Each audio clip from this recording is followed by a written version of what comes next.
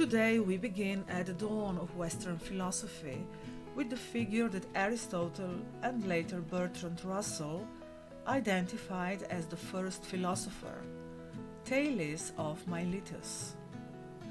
Russell famously declared, "Philosophy begins with Thales." Yet, as with many beginnings in history, this claim is not without complication.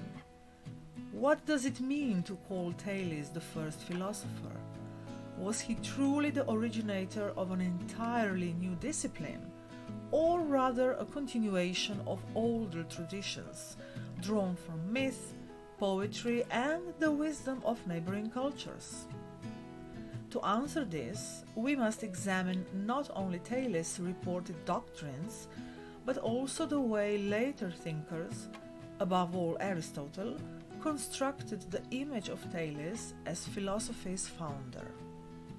Before turning to Thales himself, it is worth noting the inherent difficulty of locating a definitive first philosopher. Much of what we know comes through secondary testimony, especially Aristotle, who framed early Greek speculation as a prelude to his own philosophical system. Greek cosmology did not emerge in a vacuum. Hesiod's Theogony, the Orphic hymns, and even Near Eastern texts all offered accounts of origins and the structure of the cosmos. In many respects, the so-called Milesian philosophers, Thales, Anaximander, and Anaximenes, were continuing a much older tradition of speculative thought, while gradually moving away from divine genealogies and anthropomorphic explanations. Our principal witness to Thales' thought is Aristotle, who retrospectively casts him as the originator of a shared project, the search for the arkhē, the fundamental source or principle of all things.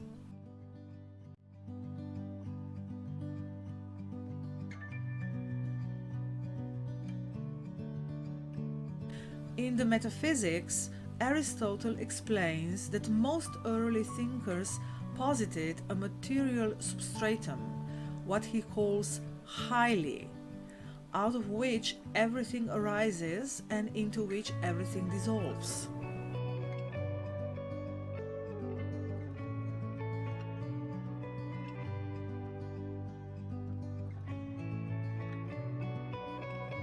For Thales, this arkhē was water. Why water? Aristotle speculates, everything living requires moisture. Heat itself seems to depend upon the moist. Seeds are naturally moist, and thus life originates from water. From such observations, Aristotle reconstructs Thales' reasoning. Yet, this reconstruction may owe more to Aristotle's philosophical framework than to Thales' own words.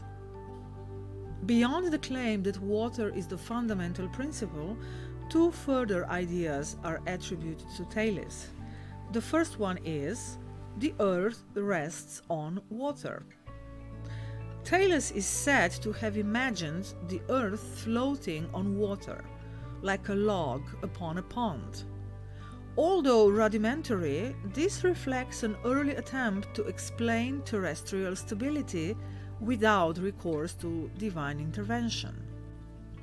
Aristotle quickly notes, however, that Thales offered no explanation for what supports the water itself. And the second one is, all things are full of gods. Based on his study of magnets and their power of attraction, Thales may have concluded that motion implies the presence of soul. If even stones like magnets exhibit self-motion, perhaps all things possess soul. This striking idea hints at an early form of hylozoism, the belief that matter itself is alive. Other reports emphasize Thales' practical and scientific interests.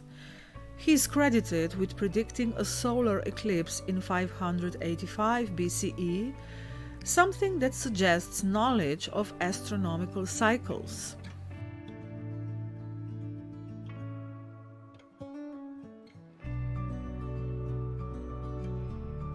He allegedly profited from forecasting a particularly good olive harvest. This is a story told by Aristotle to illustrate the practical value of theoretical knowledge. Plato, meanwhile, offers a different perspective. In the Theaetetus, he recounts the famous anecdote of Thales falling into a well while gazing at the stars. The philosopher, absorbed in the heavens, is mocked for neglecting the ground at his feet. This tale symbolizes the popular image of the philosopher as otherworldly, detached from mundane concerns.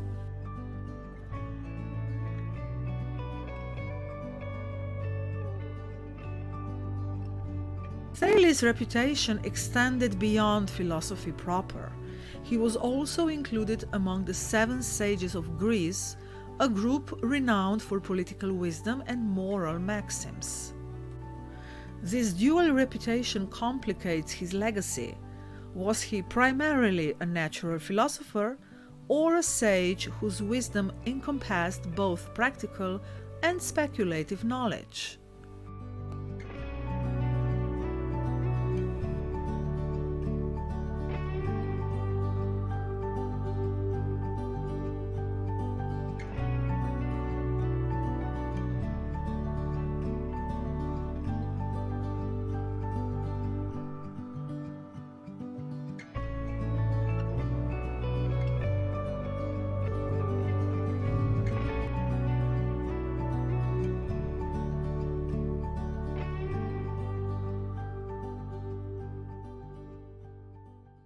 In the end, the figure of Thales of Miletus is as much a creation of later philosophers as it is a historical reality.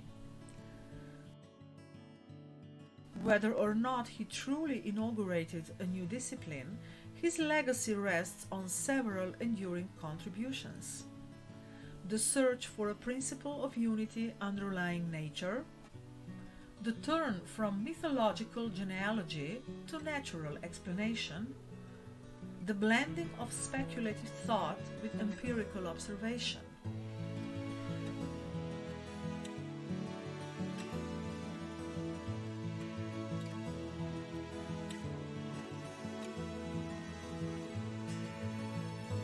Thales stands at the threshold between myth and philosophy, between poetic cosmogony and rational cosmology. His name may symbolize a beginning, but it is a beginning deeply entangled with the intellectual traditions that preceded it.